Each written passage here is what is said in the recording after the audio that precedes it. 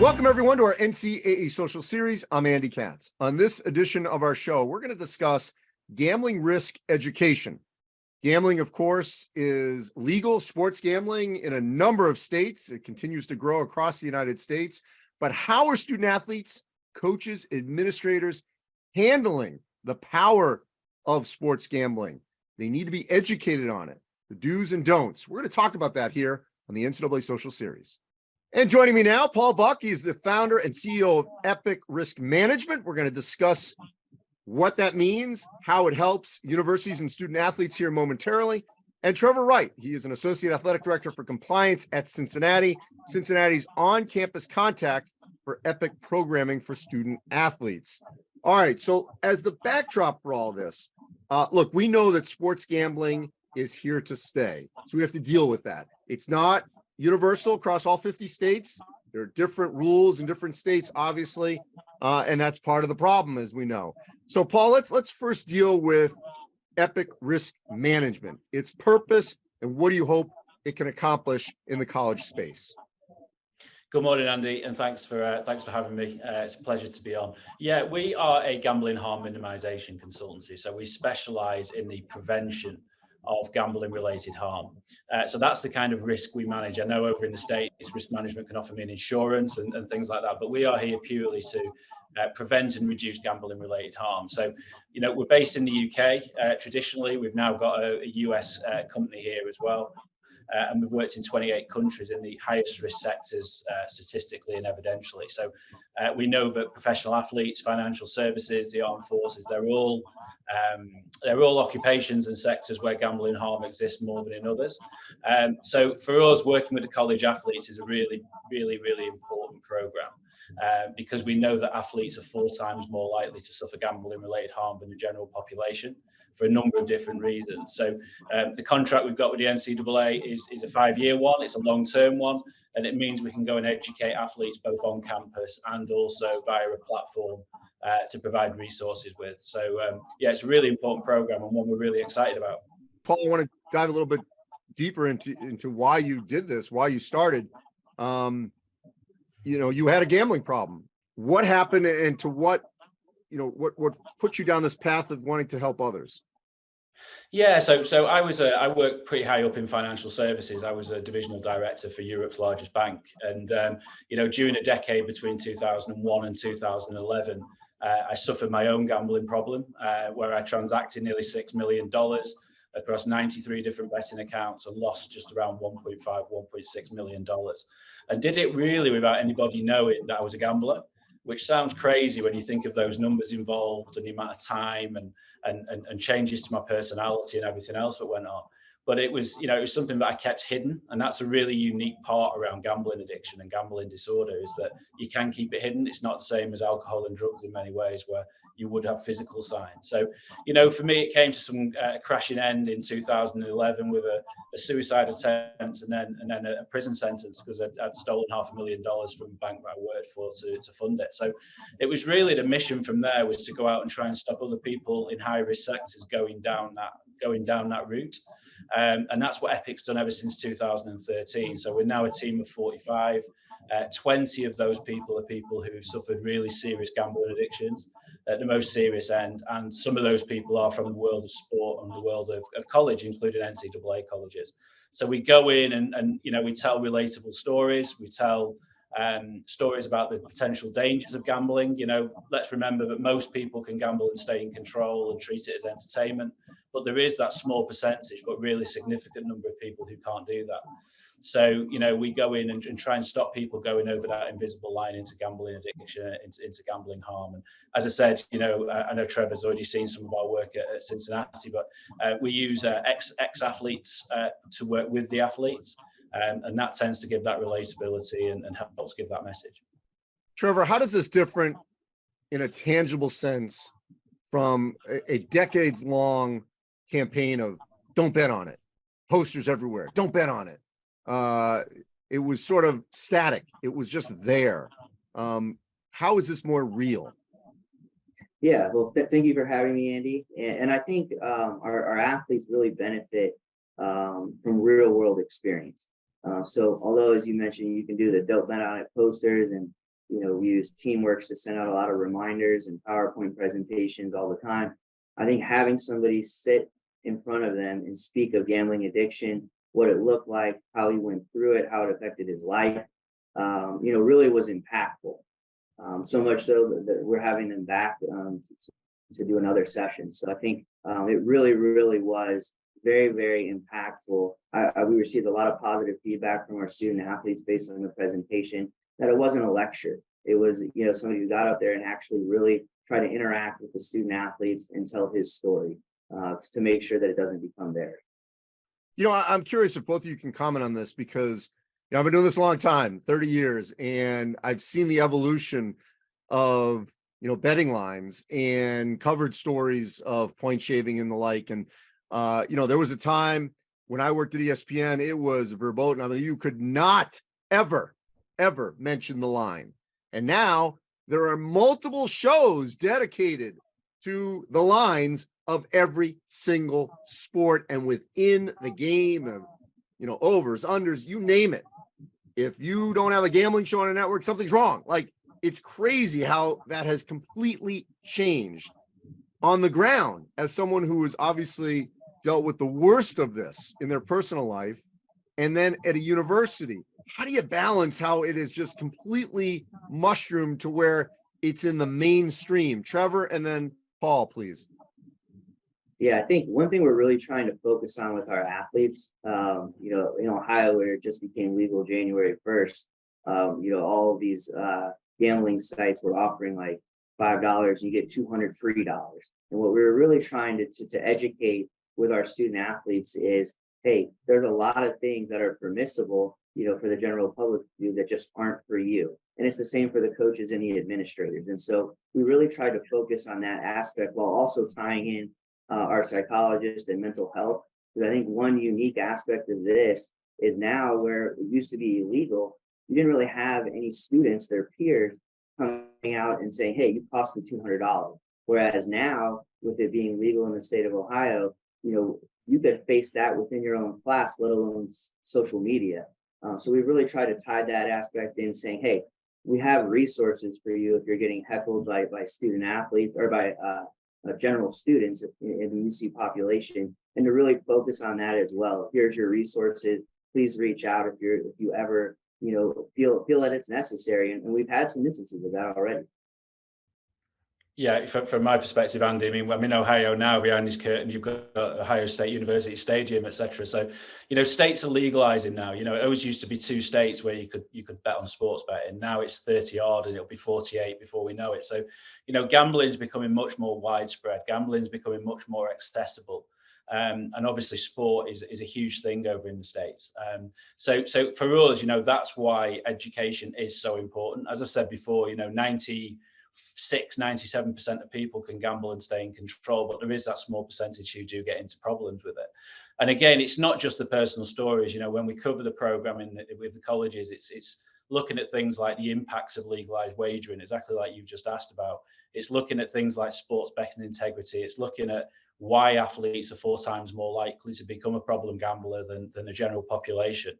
And it's also working with the staff as well to give them tools to identify and effectively interact with those who are vulnerable athletes. There's people generally, are often, have problems with gambling and they don't really know they have, but the signs are there for people to see, either from the teammates or from the staff as well. So, it's quite a wide-ranging program, but the importance of education is more than ever because of this kind of mushrooming of sports gambling in this country. What are those tips that you give them to try to limit what is out there in the public space, so that it is not abused and not come back on that administrator, that coach, that student athlete? Trever, start with you. Yeah, I think one area we focused on at the beginning of the year when we were trying to train our staff is specifically the younger staff. So we have a lot of students in our training room. And what we really try to focus on there is, secondhand information. You don't understand what your best friend or your mom or your dad might be doing with the information that you have at hand. Same thing with our tutors and academics, really trying to focus on that aspect of, you are whether or not you actually realize it, participating in the sports wagering sphere just by the information you have, and really trying to button that up and show real world examples of times where issues have come across. A few years ago, we partnered with a company that sort of really dived into the lines and line changes. And there was stories of several institutions where word had got out about kids who were injured, like quarterback, for example, or starting point guard, and how the line fluctuated 5 or 6 points in a matter of a half an hour, which is an automatic, flag of that sports betting line. And when it got back to the investigation, it was always insider information. And so how do you educate that? We try to use the real world examples as much as possible. It's wide reaching. So as I said, we cover not just the personal story, but also that sports betting integrity angle, the impacts of legalized wagering. And the other thing we want to avoid as well, of course, is that players get targeted on social media. If someone's had a load of cash on their match and they've been the reason that bet didn't come off, but they suddenly start getting abuse on social media or targeted or family being targeted or anything. So, it's really important that during these educational sessions, we make them aware of what the potential dangers are.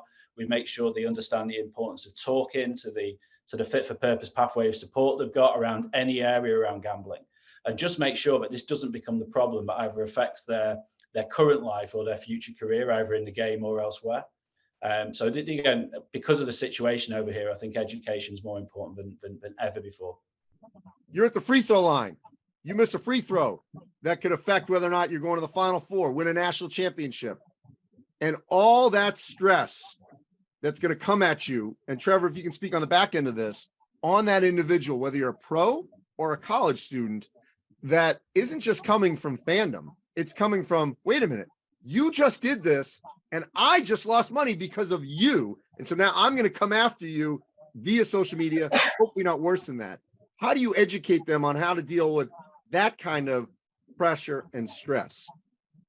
There's only so much we can do in those sessions, but we can make them aware of how those situations might come. Then you've got the college athlete teams and the college athlete staff, Trever and his teams, who can obviously take that step further and deal with that. I presume that will include media training, it will include safeguarding and things like that. But it is a very real thing. Not only have you got the natural disappointment of, potentially feeling like you've let your teammates down, or you've let your college down, or you've let your club down, or even your country down. You've then suddenly got abuse coming from social media or even directly because, you've cost somebody a couple of $100,000 in a bet or a couple of $1,000 in a bet even. So it is a very real thing that needs to be considered, I think, by colleges going forward. Yeah, I think, it was alarming. I was trying to explain to a coworker the other day, we had a basketball game and we won. And some of the fans were upset because we didn't cover the line. And I think it's very unique of sort of what we're entering here, at least in the state of Ohio, where general fans, can place a bet 2 minutes before the game. But what we're really nervous about with our current student athletes is the prop bets, because that's really tied individual. So does this X player score 10 points or how many rushing yards? And the fact that you can do it live wagering, so all the way up throughout the entire game, really any bet on any player. And so I think we've really, really tried to educate the players on what they might be facing criticism-wise from general fans. And again, as I mentioned earlier, from their own peers in class, and then try to to tell them the resources that we have available to help with that pressure that they might be feeling, or, really, if it affected the outcome of the game, a missed free throw, et cetera, just for them to know that we have resources for them. But at the end of the day, they're still kids.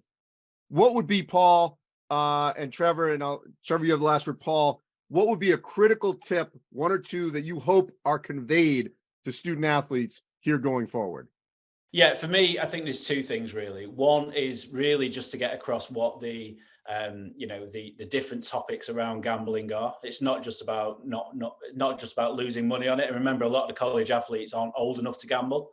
So this is very much a preventative education and awareness course. We'd be having to be 21 to gamble over here. So I think that's definitely one of them, is just talk about all the different facets around gambling. It's not just about what you lose when you're doing it yourself. And secondly, if you do have a problem, is talk.